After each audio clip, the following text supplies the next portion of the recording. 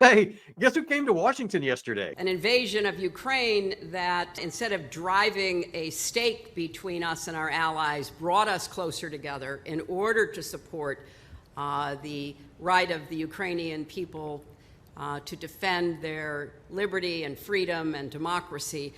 People might have doubted that because we had burned so many bridges with our allies and our friends. So reinstating a foreign policy that plays to the best of American values, that puts our interests and security front and center, but does it in a way that actually brings people to us, not pushes them away, would have been thought to be extremely difficult. And indeed, it was.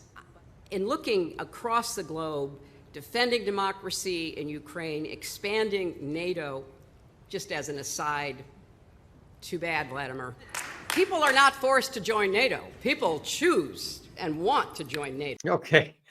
That's very interesting. And you know, so many times when you hear one thing, it sounds good on the surface of it until you start looking a little bit deeper. And that's the case here.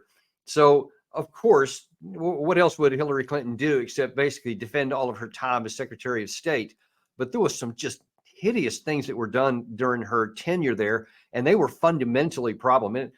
There probably wasn't a bigger one than the Libya fiasco, where she was very proud of leading the military strike on Libya, where we joined several other nations that Obama eventually approved. But she was very proud for doing it. I think she made the famous statement that we came, we saw, and Gaddafi was killed, and like that was a big accomplishment. And you know, when she talks in here in this video about you know, the best of American values, and that we have our national interests and security up front, but then there's other things. Well, there were no American national security values at stake whatsoever in that Libya fiasco, and we're still paying for it today.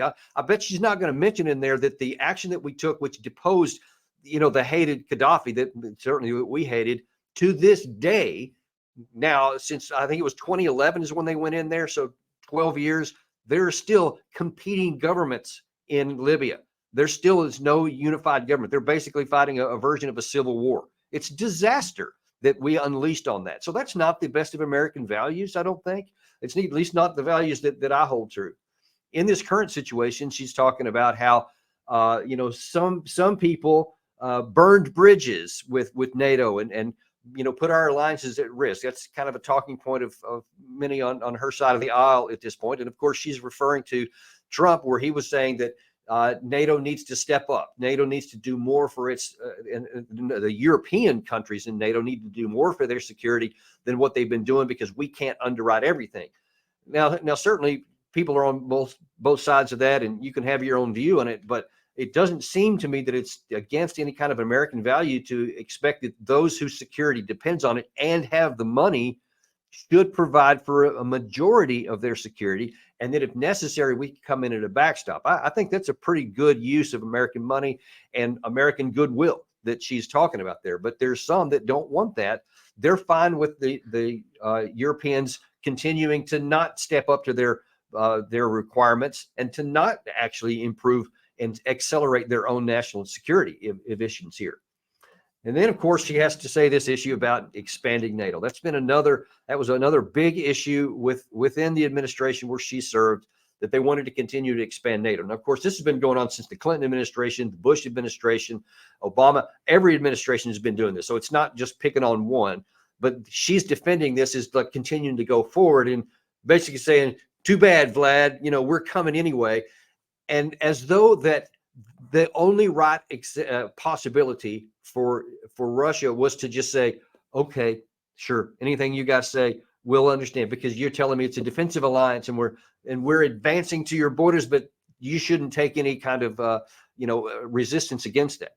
Now, look, let me just point at blank say this war in Ukraine and Russia right now is absolutely Russia's fault. Nobody forced Putin to invade this country. It violated every international law that there is, and Ukraine, the people are suffering egregiously because of it, and that is one person's fault only, and that is Vladimir Putin, and that is categorical. However, it's also very true and also categorical that when you are moving towards somebody and they have a gun and they say, hey, if you keep coming towards me, I'm going to shoot. And we say, don't care. Too bad, Vlad. We're going to keep coming. And then they shoot. Then, yeah, you can say the guy that pulled the trigger was absolutely wrong and he shouldn't have done it. But you can also say, where is the least amount of common sense and wisdom that you don't go after a guy who's desperate, who has a gun and is claiming he's going to use it, and then be surprised when he actually does it when you've gone up there. Now, if this was an issue of our national security where we had to move and the other side didn't want it and they made threats or whatever, but it was necessary for our security, then an argument can be made that we may need to do that anyway. That's certainly a legitimate potential and something that should be discussed. That is not the case here. Point blank, there was no need to advance NATO up there. And right now, Ukraine is paying the price because we were continuing to ignore all the warnings from Moscow and the evidence that they had used force in the past in 2008. We just ignored it all and continued to bludgeon forward. And now then we act like, how dare Russia do this? What's wrong with them? They're aggressive in foreign policy and militarily.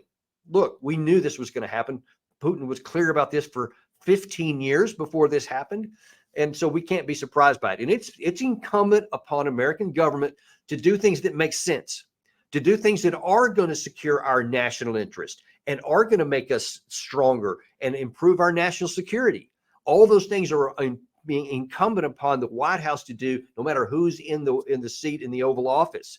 And right now, and in fact, as I just pointed out there, for many administrations, we haven't been doing that. We've been saying, I don't care what the other guy says. I don't care what the guy with the gun who has a history of using it has said.